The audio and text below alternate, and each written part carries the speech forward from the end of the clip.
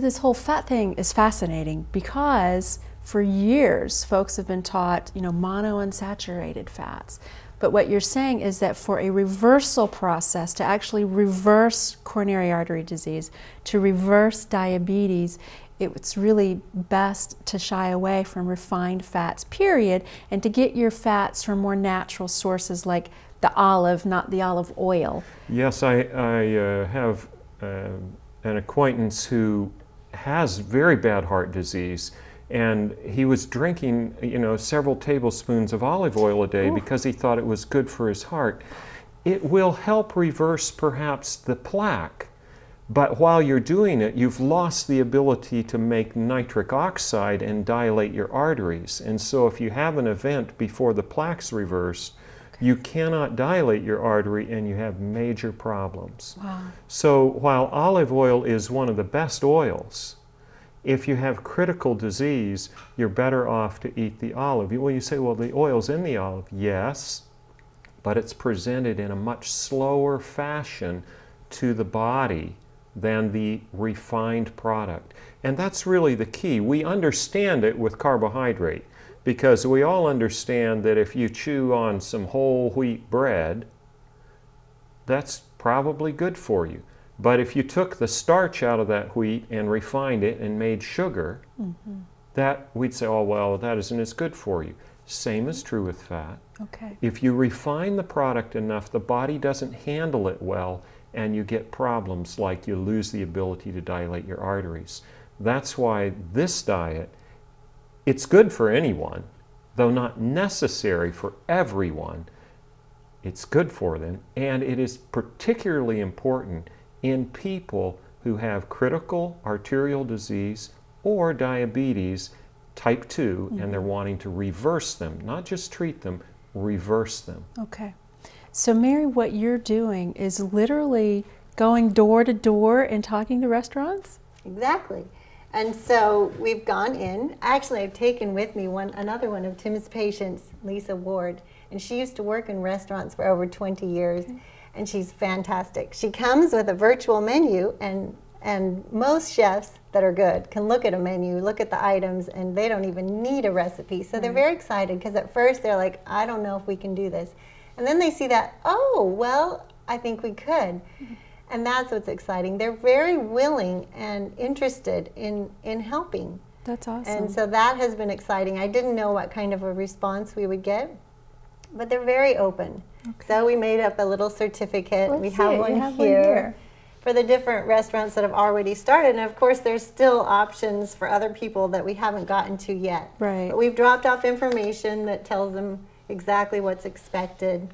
And after they look it over, after the first shock, they're very willing to help. And that's appreciated. And I know that Lisa especially, she said, I love to eat and I love to go out and I want to go out with my friends, but there's very little that's available to me.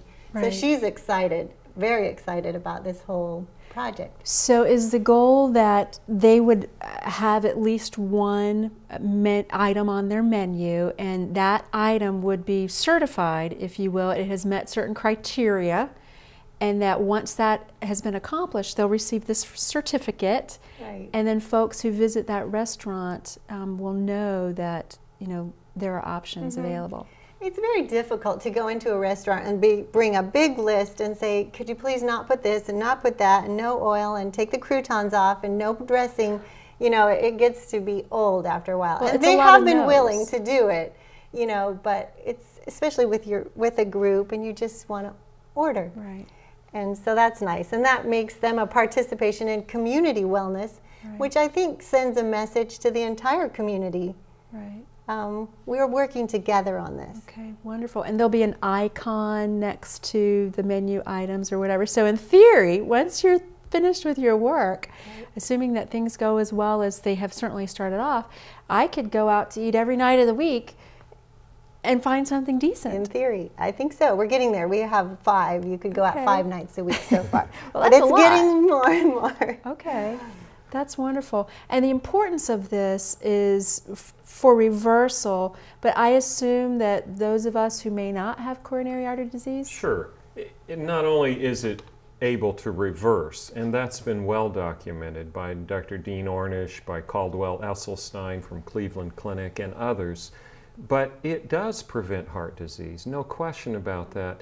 And my hope is that people who don't have to have it will say, I think I'll try that wellness meal. Okay. And they'll go to the restaurant and they'll say, I'd like to try it. You know, it tastes good. I've eaten quite a bit of Mary's food. Her husband and I are colleagues and good friends. Our families, our children grew up together. And I've eaten there many times. I've never eaten at her home when I thought the food was bad. It's always very tasty. Nice. The other thing that's wonderful about eating this way is portion control is not really an issue because the caloric density of the food is lower. So you can eat till you're full. You don't want to overeat, but you can eat till you're full and you'll still attain your ideal body weight relatively easily, as well as reversing those diseases. So it treats not only diabetes and heart disease, but it also will assist with weight loss. It will help you normalize your blood pressure. And if you look at our healthcare crisis that we're in, and you divide right down the middle, 50%. 50% of the money spent on healthcare today is spent on three things: heart disease, diabetes, 90% of which, 95% of which is type 2 diabetes, and obesity. Those three things would just about go away within 3 to 6 months if we all started eating this way. We would solve the healthcare crisis in 3 to 6 months if we all ate that way. We'd solve it. Now, we wouldn't solve the problem with the doctors and the nurses lining up for unemployment because we wouldn't be needed well, that's a good problem to have. But that's a good problem to have. The cost would be down tremendously.